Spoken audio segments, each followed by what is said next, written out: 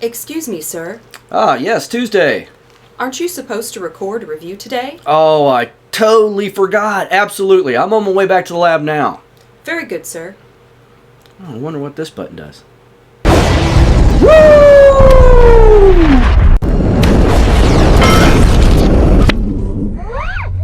Good morning, everybody! Good morning, good afternoon, good evening, and good night. I am King Pigley. This is Gaming Imperfectly, and we are here today for the very first ever, aside from The Last of Us 2 review, but the very first official King Pigley's real review. We're going to be reviewing Iron Man VR today. Now, that game just came out the day before today, yesterday. It came out the day Saturday. It came out Friday. I stayed up till midnight Friday morning, played the game, recorded it. You've seen that video. If you haven't seen that video, it's the first premiere gameplay right after it released.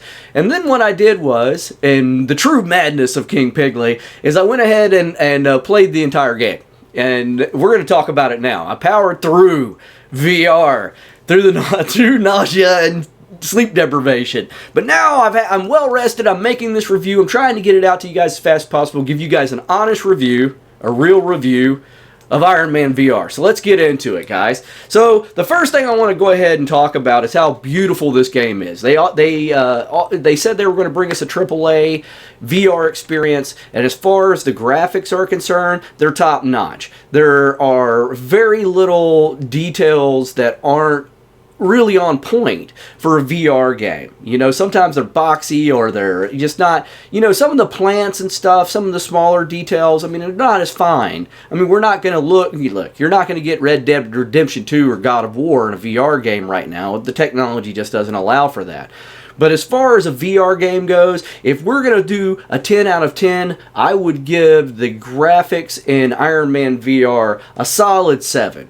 Maybe even an 8 at times, because there are actually things that you can tell they really took the time to detail and flesh out, but then other things they just kind of left a loosey-goosey because it really didn't warrant their time or their budget, you know, and it shows, and that's perfectly fine. It doesn't take away from this being one of the most beautiful VR games that I've personally played, and I've played a lot here lately. Particularly, I've been playing a lot of VR. And it's top notch. It's top notch. So on to that one. Another positive about the game. It's very glitch free. The characters aren't very glitchy. There's really not a lot of problems that the game has as far as technical, is concerned. It's really smooth. It's really streamlined. They did a great job of hammering out the bugs before releasing this game, which is always something us gamers can appreciate. But I tell you what, I only had the game crash on me one time as well. Just once, the whole time I played it. And like I said, I powered through all day. Didn't turn it off. I took short breaks. I'd have to get out of VR every hour or so. And that leads me to my next thing. This is probably a good solid 12 hours of gameplay. But the loading screens are so long, you know, and VR is notorious for that anyway, but that certainly adds to it. So I ended up spending probably 13, 14 hours yesterday playing this game, but 3 of it was sitting in, you know, loading menus. But again, it doesn't take away from it. This isn't a negative. You know, it's just what it is. And I don't expect most people to play this game all the way through. VR should be enjoyed. Each chapter is, probably an hour's worth of gameplay. But certainly you can break it up and take breaks every 30 minutes or so you're not getting that really horrible VR effect that can happen in certain games and all that jazz. But anyway, you know, it doesn't crash. It only crashed once the whole time I played it, and I pushed the game because I played it straight through. And one day, let's see, some of the characters in it are nostalgic, and that's always a positive thing. It's like, fans get a thrill. There's Nick Fury, there's Pepper Potts.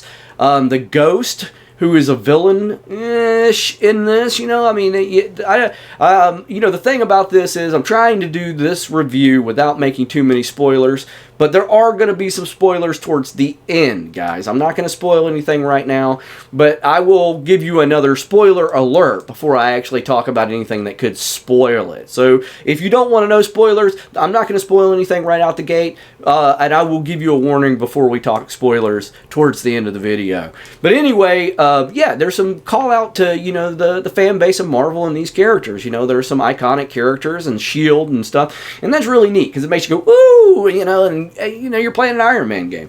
So that's cool.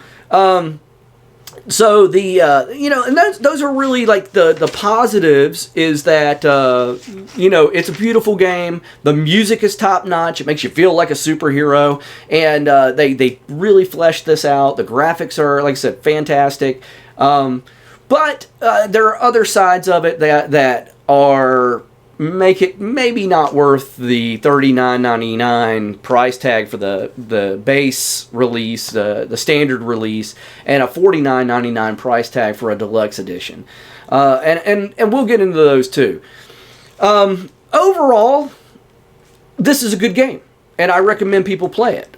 But I would wait until the price came down to play it. You know, I'd let it, you know, it's not worth, I would not say it's worth the price tag they currently have on it. And I'll explain to you why, guys. So let's get into some of the more negative things about it. One, this game is, for replayability, is not going to be the greatest. You could beat this game once, twice. They give you speed trials, and there's some combat trials. They give you things that you can do outside of the story mode. But you know, it's going to get old quick. You know, it's basically repetition. You know, you're Iron Man, you got hands, you're blasting stuff, and that's pretty much it. You know, I mean, and flying around. You know, there you go. Which leads me to the other kind of negative thing about the story. It's kind of been done before. You know, the story, the base premise of this story, guys, and again, no spoilers, but the base premise of this story has already been told. It's Tony Stark was a weapons dealer. Tony Stark became Iron Man. Stark Industries quit selling weapons. And, you know, people still go, well, you're a warmonger. And there's people who seek, you know, revenge for Tony's past when he was the philanthropist, pre-Iron Man arms dealer. You know, and it's been done before, because like even in the movies, you know, in Avengers, you know, you had Scarlet Witch and Quicksilver, whose parents were killed by Stark Industry bombs, and how they sat in rubble and stared at the bomb and waited for it to go off. And that is, you know, the base premise of this game as far as the storyline is concerned. It's kind of a revenge story for Tony's past. And it's just been done so many times as far as comic books and stuff are concerned. So that part of it, again, the story isn't gripping. I mean, it's not a bad story. It's just not... It's not a great story. You know, I mean, it gets kind of boring. Which leads me to the thing, too. This, like I said, this is 12 hours of gameplay. There are 12 chapters, a prologue, and a post-mission. Which is more like a combat trial kind of... You know, it's on ultra difficulty and this, that, and the other. But all told, there are 12 chapters and a prelude, not a prologue, or a prologue. Did I say prelude? I don't know. Never mind that. It's not important what you call it. There's a short intro to the game, and then there are 12 chapters. So truly, there's like 13 chapters to this thing. And that's fine. But it's a bit long for as uninteresting as the story gets, or slow as it gets sometimes. But the cool thing is that you do get to play as Tony as well. You're not just Iron Man, and that's neat because you get to see more aspects of his personality and stuff. Again, the voice acting is good. However, it kind of makes you wonder, why didn't they get Robert Downey Jr. to voice this guy? You know, to voice Tony Stark. He sounds like Robert Downey Jr. sometimes. He really does. But it's not him. I mean, you can tell it's not him if you're really listening. And the same thing goes, you know, maybe they didn't have the budget. Nick Fury is not voiced by Samuel L. Jackson. I'm tired of these motherfucking snakes on this motherfucking shield carrier. Yeah, it's not going to happen, you know. Yeah, I killed Loki, and I hope he burns in hell. There's none of that, you know, and that's fine, you know. And the voice actors they do a great job. It's not that. it just makes you curious. It makes you wonder if you're going to have, considering we've had 20 years of Marvel films and how much people are identifying with these actors in the roles of these people, these heroes, and these characters that we've come to love, why they're not getting them to voice act in the video games. Because it seems to me that they would still be under contract with Disney or whatever. Maybe money. Maybe they aren't obligated. Maybe they fulfilled their contracts and they're not obligated to voice these characters or be these characters anymore. And if you want them to be, they're going to want a lot of money. I mean, that's possible. I don't know. I'm just saying there's that. Batman VR, when they did Arkham, it's like an hour and a half long. And people are like, oh, it's too short. With this one being 12 to 13 hours, guys, of gameplay, it is a bit long. For VR, if it wasn't a VR game, that's fine. But for VR, it does get a little, especially again, because the story is not riveting. It's not anything new. And so between it being a repetitive story and a little slow at times, again, not a bad game. Not saying it's a bad game, just giving you guys a real opinion of it. What else do we got here, guys? Let's see here. My biggest pet peeve, and this is where I would give, like, the story, I would give it 6 out of 10. It's not horrible, it's not great. I'd give it a 6 out of 10. The biggest pet peeve I have with this game, guys, is the gameplay itself. It's super cool to fly around as Iron Man. It's super cool to be able to blow up stuff as Iron Man. I will tell you right now, it's a little difficult to do. It takes a little bit of getting used to the flying mechanic and shooting at the same time. Plus, you have to hold your wrist up. You're like Iron Man, so you're holding your wrist up to shoot and stuff. And with a VR thing in your hand, after a while, guys, it starts to hurt. Now, granted, I did play this all day. All right, if you're doing like a 30-minute, an hour burst of play a day on VR like normal people do, not a masochist like King Pigley, then you should be fine, and you may never feel that pain. You got to squeeze the trigger to hit your boosters. Your finger is going to get sore after flying around for about an hour. There are those things, but it is a bit awkward. Now, they say that you could sit and play this game. I'm going to call bullshit on that. I'm sorry, but no way. It's way too much to sit down and play this game with your wands and your arms and you're shooting. There's things flying around you. It's incredibly difficult to play while you're standing. Playing while you're sitting, I'm going to have to call bullshit on it. I don't believe that it is a sitting experience when you play Iron Man VR. You're welcome to try it yourself. I'm not saying it's not possible at all, and I'm not saying maybe you couldn't do it. I'm saying I couldn't do it.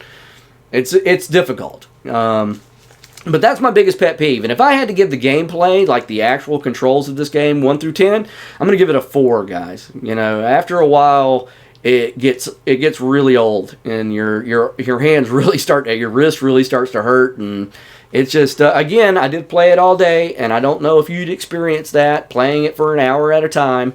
I know you wouldn't with 30 minutes. You can do anything for 30 minutes, guys. So there's that.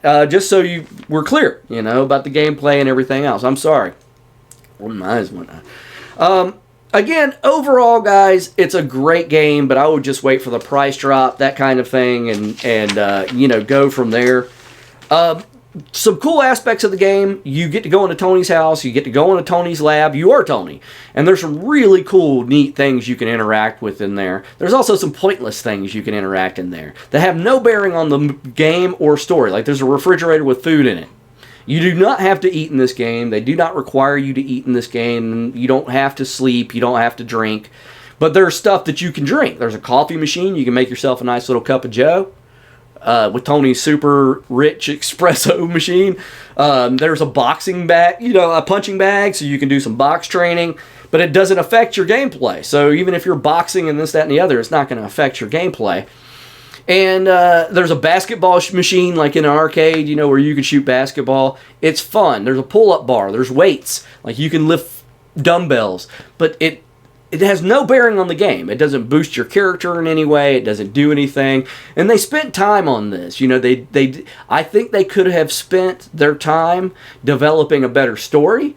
doing other things in the game than worrying about Tony eating a sandwich in a refrigerator in his kitchen that has no bearing on the game. And you literally can open the refrigerator, there's a sandwich sitting inside, and there's also some apples and stuff, and you can eat it.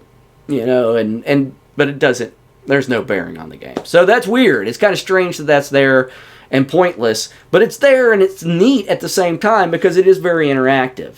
But there's that. But the cool thing is about upgrading your suit. Now that I really enjoyed, but also kind of let me down in a way. But overall I enjoyed it because one, you could change the color of your suit, and man, there's Iron Patriot. There's Iron Patriot. I mean, there's Stealth Mode. There's the Silver Centurion. There's the Vintage Iron Man. I mean, you have multiple choices, and that is really cool. I really enjoyed that. And then, as far as upgrading your weapons and stuff, now we're talking about Tony Stark here. Billionaire, philanthropist, genius. The man figured out time travel. He's not limited in his resources. They give you very limited resources, very limited options to upgrade your weapons and stuff in this game. You have like 3 choices for your leg boosters. You got 6 choices for your, arm rockets and stuff like that. And then you have your repulsor, your hand repulsor. You only have 3 options. It's just very, very, very limited. And it's based off a point system. So as you do missions and stuff throughout the game, you earn points depending how well you did on each mission. And then you can spend those points in the lab, but you're very limited on what you can spend them on. So that part of it was really kind of like, oh. But the fact that I could change his color of his suit, it was a thrill. I'm a fan of Iron Man. And if you're a fan of Iron Man or Marvel, these characters, you're going to like that. It's cool. And it looks phenomenal. When you're in the lab, Friday, you interact with Friday and this, that, and the other, which, leads me to some spoilers. So spoiler alert, guys, and then we're going to wrap it up. If you don't want to hear anything about the game plot, now's the time to go away. Now's not the time to watch, because spoiler alert. Overall, guys, it's a good game. I recommend it, but I recommend for price dropping. Here comes the spoilers, though. The storyline consists of Ghost, who I think was in Ant-Man and Wasp, the movie. She could phase and do that. Anyway, she's got problems with Tony because he killed her parents and this, that, and the other. Stark weaponry. She's seeking revenge. Then you have the Living Laser, who is somebody that died because of Tony, or he blames Tony for his death, and he's after him too. But overall, there's an AI named the Gunsmith that Tony created in his own image back when he was not Iron Man and the billionaire philanthropist. And his AI, since he retired him and hired Friday, is now jealous and goes on a rampage to destroy Tony because he's upset that Tony retired his AI and so on and so forth. So he's seeking revenge. He is the most irritating character in the entire game, and he's almost there the entire time. The voice actor was the same guy that plays Tony Stark, but with a really shitty attitude, with the original Tony Stark, before he was Iron Man. He was cocky and arrogant and an asshole, and this guy really plays it well enough to irritate me, to the point where I don't want to hear him. And, just the premise is kind of silly, guys. It's just kind of silly. Tony makes bad decisions in this game, like, oh, I'll trust Gunsmith over Friday, because, it's not. It wouldn't happen. And the AI starts exhibiting behaviors that something is wrong, like halfway through the game, like chapter 6 or 7, where I'm going, man, I would unplug that son of a bitch. Like I would totally shut him down when he wasn't looking. And Tony doesn't. He is like, oh, everything's fine. That would never happen. He would be aware of it. He would, totally have. And even Friday draws his attention to him. It's like, do you trust him? That kind of thing. But he turns out to be like, I guess it was supposed to be a shock, like a plot twist. Oh my, it's Gunsmith. But it was just kind of like, it was Gunsmith. Like, no shit. It was Gunsmith. But anyway, guys, again, that's my only complaints with the game. Overall, if I had to rate this game, totally rate this game, I'm going to give it a 7 out of 10. It's worth playing. It was fun. It was engaging. It gave me a couple of fan thrills. The graphics are brilliant. There are times where you really feel like you're flying and it gives you vertigo and it's fun. Being Iron Man's a great time. And it's neat that you get the perspective of Tony Stark as well. But overall, I would wait for the price to drop. Again, 7 out of 10. It's a good game. If you want to spend your money on it now, go right ahead because you're going to have fun playing it. But overall, guys, I would say wait for the price to come down. It's worth $20. You spend $20 on it in a couple of months and play the hell out of it and still have a great time. But that's it for King Pigley and this real review. I hope you guys have enjoyed it. I hope it'll help you out. Decide whether or not, if you have a VR system, to get Iron Man. But that's it for King Pigley. If you haven't done it yet, smash that like button, guys. Let's get this video up to 30 likes. We can do it together. We can do anything. And if you're new to the channel, you've been here this long, I surely hope that you'll consider subscribing. Keep coming back. But regardless of whether you are already subscribing or not, please click that bell. Get the notifications, guys. If you don't get the notifications, you're going to miss out on the videos. You don't want to do that. You'll be like, how did I miss this video? And beat yourself up about it. That's never going to happen. Nobody ever does that. These delusions of grandeurs of King Pigley. But that's it for King Pigley today. I'm out of here, guys. And I will see you guys in the next video.